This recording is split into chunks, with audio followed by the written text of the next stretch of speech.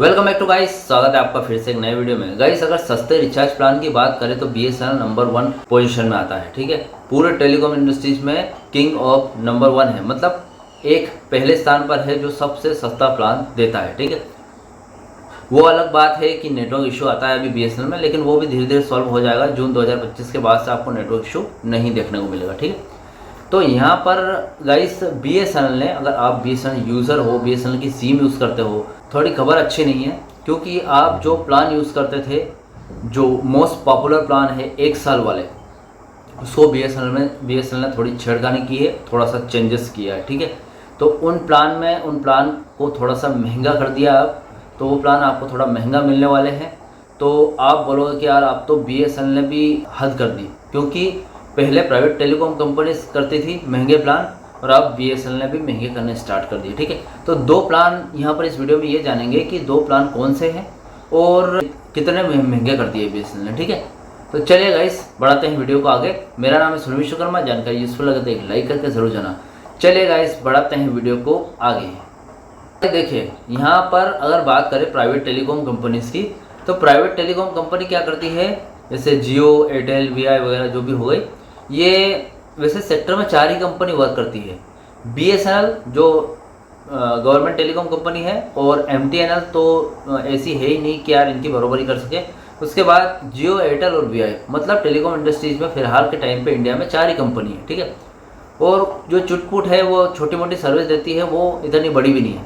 तो यहाँ पर गाइस, तीनों कंपनी की बात करें जो प्राइवेट टेलीकॉम कंपनीज है, जैसे कि जियो, एयरटेल, VI, ये तीनों क्या करती है, प्लान के हाइक बढ़ाती रहती है। ठीक है, प्लान के प्राइस बढ़ाती रहती है। जुलाई 2024 में तीनों ने इतने प्लान महंगे कर दिए थे कि इनके बहुत सारे कस्टमर टूट के BSNL में आ गए थे। ठीक है, तो तब से लेकर अभी तक इन्होंने 3 बार प्लान के हाइक जो है बढ़ा दी है। प्लान के हाइक बढ़ा चुके हैं 3 बार, और बहुत ज़्यादा महंगे कर चुके हैं। ठीक है, तो इससे यूज़र परेशान भी है।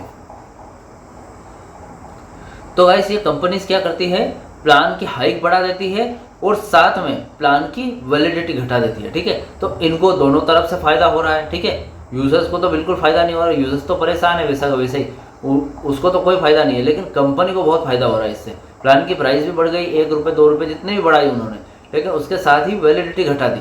ठीक है, दोनों तरफ से फ़ायदा। तो इसके हिसाब से देखा जाए तो BSNL अपने प्लान की प्राइस नहीं बढ़ाती, मतलब बहुत ही कम प्लान की प्राइस बढ़ती है, बहुत ही कम। ठीक है, लेकिन यहाँ पर BSNL अपने प्लान की वैलिडिटी घटा देती है। तो भैया यहाँ पर बात करें कि अगर वैलिडिटी घटा दी तो क्या महंगे हुए प्लान की वैसे के वैसे ही है, महंगे हो गए। क्यों? क्योंकि BSNL का जो 30 डेज वाला प्लान है, वो उसका जो है मतलब प्लान, उसका प्राइस वही है, लेकिन उसकी जो वैलिडिटी 30 दिन की थी वो घटाकर 22-23 दिन कर दी। तो 7-8 दिन तो BSNL के बच गए ना। फ़ायदा किसको हुआ? कंपनी को। तो BSNL ने ना बढ़ा कर भी प्लान के प्राइस बढ़ा दिए। ठीक है, हाइक महंगे तो कर दिए ना, तो ऐसे ही हो रहा है। तो गाइस, अब यहाँ पर बात करते हैं कि 2 कौन से प्लान हैं जो बढ़ जाएंगे अगर उनकी प्राइस बढ़ गई है, तो आपको किस तरीके से ज़्यादा नुकसान है। मतलब अगर आप BSNL यूज़र हो, तो अगर उन प्लान की प्राइस बढ़ गई, तो गाइस बात करते हैं उन 2 प्लान्स की जिनके प्राइस बढ़ा दिए है BSNL ने। ठीक है, तो गाइस पहला प्लान है 1499 का। ठीक है, आपको पता होगा, अगर आप 1 साल का रिचार्ज करते हो तो आपको पता होगा, मोस्ट पॉपुलर प्लान है, जो मोस्ट अभी के हिसाब से देखा जाए तो बहुत बजटेबल था, क्योंकि जो प्राइवेट टेलीकॉम कंपनी इससे 3 गुना ज़्यादा दाम में 1 साल का प्लान देती है। यहाँ पर वो प्लान 1499 का प्लान है, और 1499 वाले प्लान में आपको क्या क्या मिलता था पहले। एक तो अनलिमिटेड वॉइस कॉल। ठीक है, अनलिमिटेड वॉइस कॉल तो अब सब एकदम कंपलसरी है, सभी जगह मिलती है, सभी प्लान्स में मिलती है, सभी टेलीकॉम कंपनियां देती हैं अनलिमिटेड वॉइस कॉल। उसके साथ ही यहाँ पर बात करते हैं तो 3600 SMS मिलते हैं आपको। ठीक है, उसके साथ ही आपको 24 GB डेटा मिलता है। ठीक है, और साथ में इसकी जो वैलिडिटी है वो 365 दिन की होती है, मतलब 365 दिन तक आपको इतना सब कुछ मिलेगा। ठीक है, यहाँ पर SMS की बात करें तो 3600 SMS पूरे आपको साल भर के 3600 ही SMS दिए जाते हैं। उसके साथ यहाँ पर डेटा 24 GB इसलिए दिया जाता है क्योंकि गाइस देखिए, ये जो प्लान है 365 दिन वाला, ये ओनली कॉलिंग प्लान है। ठीक है, ये कॉलिंग प्लान है, कॉलिंग बेस पर है पूरा, इससे मतलब ये डेटा बेस पर नहीं है, कॉलिंग पर है। ठीक है, तो कॉलिंग वाला प्लान है, फिर भी इन्होंने 24 GB डेटा क्यों दिया? क्योंकि गाइस कभी कभी जैसे कि आपके घर भले ही ये प्लान वही लेंगे जो जिनके घर वाईफाई वगैरह ऐड है, ठीक है, पहले से ही लगा हुआ है। अब लगा हुआ ठीक है, लेकिन कभी आप बाहर निकल गए या फिर कभी आपका घर का जो वाईफाई डेटा वो ख़त्म हो गया और आपके पास इंटरनेट नहीं है, ठीक है, तो ऐसी स्थिति में अगर आपको कुछ पेमेंट वगैरह करनी है या फिर कुछ छोटा मोटा काम है व्हाट्सएप पर, ठीक है, तो वो आराम से हो सकता है साल भर के लिए, ठीक है। तो इसलिए कंपनी BSNL 24 GB डेटा आपको प्रोवाइड करती है, ठीक है।